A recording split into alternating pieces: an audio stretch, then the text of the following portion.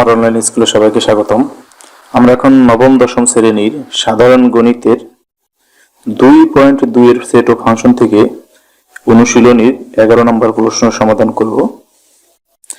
এখানে দেয়া আছে সেট সি সমান 2,5 এবং সেট ডি সমান 4,6,7 এবং x belongs to c, y belongs to d এবং একটি শর্ত দেওয়া আছে x plus 1 greater less than y।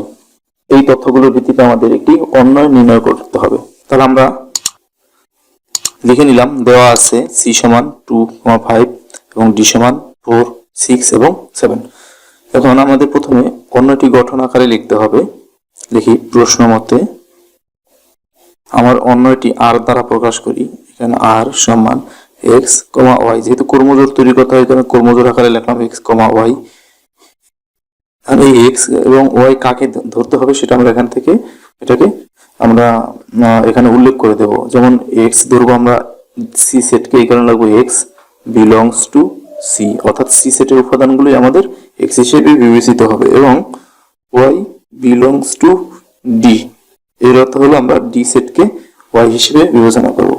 এবং একটি শর্ত আছে, সেই শর্তটি উল্লেখ করতে হবে, সেটি হলো x plus 1 less than y, অর্থাৎ এই শর্তের অর্থ হলো x এর সঙ্গে 1 যোগ করার পরেও সেটা y থেকে ছোট হয়। আমরা এখন প্রথমে c এবং d এর কার্তেশীয় গুণজ করব, কারণ আমরা অন্বয় নির্ণয় করব কার্তেশীয় গুণজ থেকে। তাহলে লিখি c ক্রস d। প্রথমে c এবং d এর মান বসাবো। c এর মান ছিল 2,5 ক্রস d, d এর মান ছিল 4,6,7। এখন আমরা ক্রমজোড় তৈরি করি কার্তেশীয় গুণজের মাধ্যমে। 2 সঙ্গে এই 3টা নেব, আবার 5 এর সঙ্গে এই 3টাকে নেব। প্রথমে 2 সঙ্গে একটা একটা করে নেই। 2 সঙ্গে আমরা এই 4 কে নিলাম, একটা ক্রমজোড় হলো। এরপর 2 সঙ্গে আমরা 6 কে নেই, 2,6 আরেকটি ক্রমজোড় হলো। এরপর 2 সঙ্গে আমরা বাকি ছিল 7, এই 7 নিলাম, আরেকটা ক্রমজোড় হলো। এবার 2 সঙ্গে 3টা নেওয়া শেষ, এবার আমরা 5 এর সঙ্গে নেব। আমরা 5 এর সঙ্গে নিলাম হচ্ছে 4। এরপরে আবার আমরা এই 5 এর সঙ্গে নেব এখান থেকে 6। এরপরে আবার আমরা এই 5 এর সঙ্গে নেব হচ্ছে 7। এখন আমরা ক্রমজোড়গুলো পেলাম। এই ক্রমজোড়গুলো থেকে আমাদের এই যে শর্ত আছে, এই শর্ত যারা মেনে নেবে তাদেরকে নির্বাচন করতে হবে, আর তারাই হবে আমাদের অন্যয়। আমরা এখান থেকে খুঁজে দেখবো যে এই শর্তটি কারা কারা মানছে। এই শর্তে আমাদের x এর সঙ্গে 1 যোগ করার পরেও y বড় থাকবে। আমরা দেখি কোনটা x এর সঙ্গে 1 যোগ করার পরেও y বড় থাকে।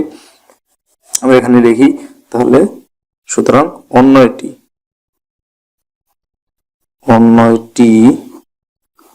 r সমান, এখানে 2 আছে, 2 এর সঙ্গে আমরা 1 যোগ করলে হয় 3, তারপরে y আমাদের বড় আছে, কারণ আমরা জানি প্রথমটা x এবং পরেরটা শেষেরটা y। তাহলে এইটা x, x এর সঙ্গে 1 যোগ করলে 2 এর সঙ্গে 1 যোগ করলে হলো 3, এখানে আছে 4, তাহলে y বড় আছে। তাহলে আমরা এই ক্রমজোড়টা আমাদের শর্তটা মানে, তাহলে এই ক্রমজোড়টা আমাদের উত্তর। এরপরে এখানে আছে একটা ক্রমজোড়, এখানেও আমাদের এটা শর্ত মেনে নেয়, কারণ 2 সঙ্গে যদি 1 যোগ করি 3 হয়, আর এখানে 6 আছে, y বড় আছে, তাহলে এই ক্ষেত্রে আমাদের এটাও আমাদের সেই শর্তকে মানে, তাহলে এটা আমরা রাখবো। এখানে আমাদের যে ক্রমজোড় আছে এটাও সেম, এটাও শর্ত মানে, তাহলে এইটাও আমরা এখানে রাখবো। এরপরে যে ক্রমজোড় আছে 5, 4, এমনিতেই y ছোট আছে, আর x এর সঙ্গে 1 যোগ করলে আরো ছোট হবে, এটা শর্ত মানে না। এখানে y বড় আছে, কিন্তু আমরা যদি x এর সঙ্গে 1 যোগ করি দুটো সমান হয়ে যায়, y আর বড় থাকে না, এটা আমাদের শর্ত মানে না।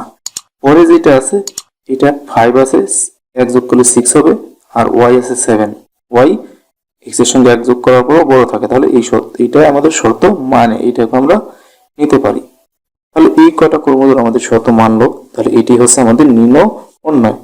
এখন এখান থেকে যদি আমাদের অন্যয় বের করার পরেও যদি বলে যে ডোম এবং রেঞ্জ বের করো, তাহলে আমরা এখানে প্রতিটি ক্রমজোড় থেকে প্রথমে যেই উপাদানগুলো আছে এগুলো দিয়ে আমরা ডোম বের করব। এখানে প্রথমে 3টায় আছে 2 আর শেষেরটা আছে 5, তাহলে আমাদের যদি ডোম বের করি তাহলে 3টা 2 না নিয়ে আমরা একবারই 2 নেব, 2 আর 5 হবে আমাদের ডোম। আর রেঞ্জ হবে হচ্ছে 4 6 7 7 দুইবার আছে, তাহলে আমরা একবারই নেব, তাহলে 4 6 7 হবে আমাদের রেঞ্জ। আশা করি বুঝতে পেরেছি। এরপর যদি কোনো সমস্যা আমাকে কমেন্ট করে জানাও, আমি সেটা সমাধান দেওয়ার চেষ্টা করব। আর ভালো থাকবে সবাই। আর আমার পরের ভিডিও পাওয়ার জন্য এখনই আমার চ্যানেলটি সাবস্ক্রাইব করো। ধন্যবাদ সবাইকে, ভালো থাকবে।